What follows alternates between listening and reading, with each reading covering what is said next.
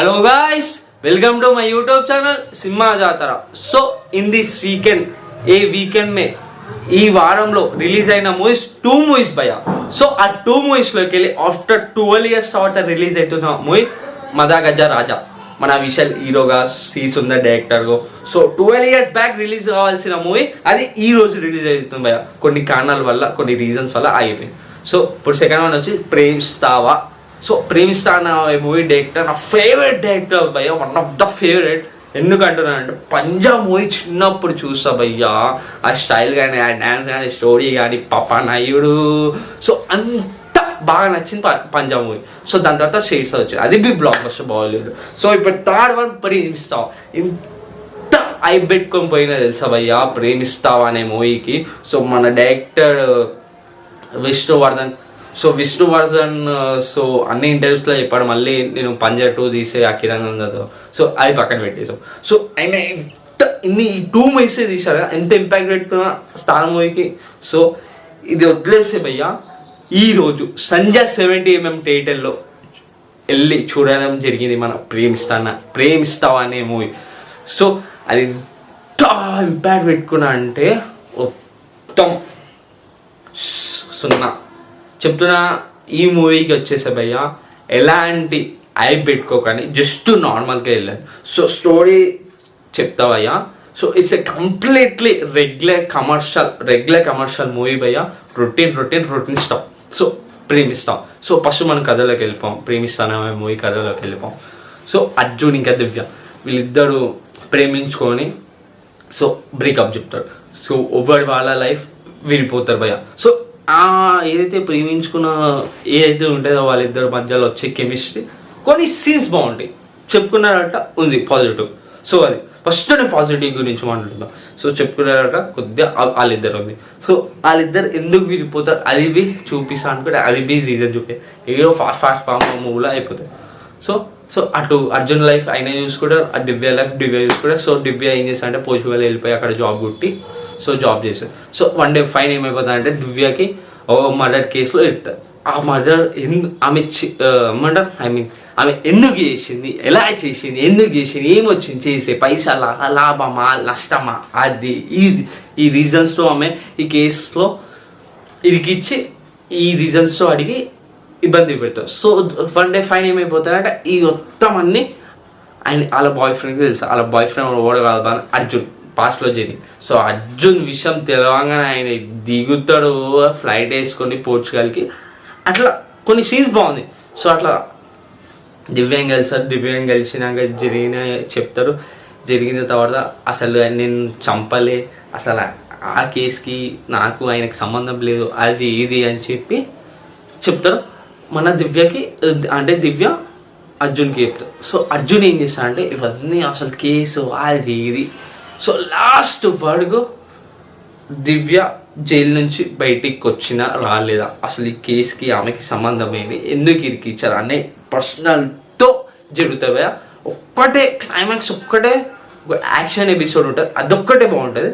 మిగతా some of the parts, some of the scenes major highlights అని చెప్పుకోవచ్చు. So ఇది స్టోరీ భయ్యా. So coming to the background music, it's Yuvan Shankar Rajan. It's a completely very good and good stuff. So పాటలు అంతా ఎక్కలే కానీ okay, ఒక mark అయితే ఇవ్వచ్చు. Not bad. సో గుడ్ అంటే ఒక normal. So coming to the production value ఎక్కడైతే తగ్గలే భయ్యా. కానీ నాకు ఎక్కడ తగ్గిందంటే -1 చెప్పాలంటే కొన్ని సీన్స్ ఉంటాయి భయ్యా పోర్చుగల్లో. మనం ఏదైతే లొకేషన్ అనుకుంటామో ఆ జైల్ సీన్స్ ఉంటాయి. కనీసం జైలు ఎట్లుంటారు, మనుషులు ఏం చేస్తారు, వాళ్ళ మాట్లాడే ఆ కేసు వాళ్ళిద్దరి మధ్యలో వచ్చే సన్నివేశాలు ఏదైతే ఉంటాయో ఎలివేషన్స్ అవన్నీ కొద్దిగా ఇంప్రూవ్మెంట్ చేస్తే బాగుంటుంది. సో నేను పంజాలో చూసినట్టు మళ్ళీ ఇక్కడ ప్రేమిస్తానే మూవీలో చూడలేపోయా అంతగా. సో అది. సో నెక్స్ట్ కమెంట్ సినిమాటోగ్రఫీ అయ్యా ఎక్కడ తగ్గలే అనే డిఓపితోనే అయితే మార్కులు కొట్టేసాం భయ్యా. So comment other technician and cast and crew భయ్యా ఎవ్వరికి వాళ్ళు యాక్టింగ్ అయితే ఇరగా చేసి, ఎస్పెషల్లీ శంకర్ వాళ్ళ కూతురు అని చెప్పేవి అవసరం లేదు భయ్యా. ఆమె పేరుకి అయితే ఐ మీన్ ఆమె పేరుకి చెప్పుకోలేటట్టు ఒక స్థానం సంపాదించుకుంది. సో ఆమె నెక్స్ట్ మూవీ మొన్న ఒక సాంగ్ రిలీజ్ అయింది, ఓ వెన్నెల. సో ఆమె నెక్స్ట్ మూవీ కోసం వెయిట్ చేస్తున్న భైరవం. సో నా one of my favourite song అది, ఓ వెన్నెల. సో ఆ మూవీ కోసం చాలా వెయిట్ చేస్తున్నా. సో ఆమె తెలుగులో ఇది ఫస్ట్ మూవీ. సో ఇది తమిళ్లో రిలీజ్ అయ్యి ఘన విజయం సాధించి తెలుగులో డబ్ అయింది.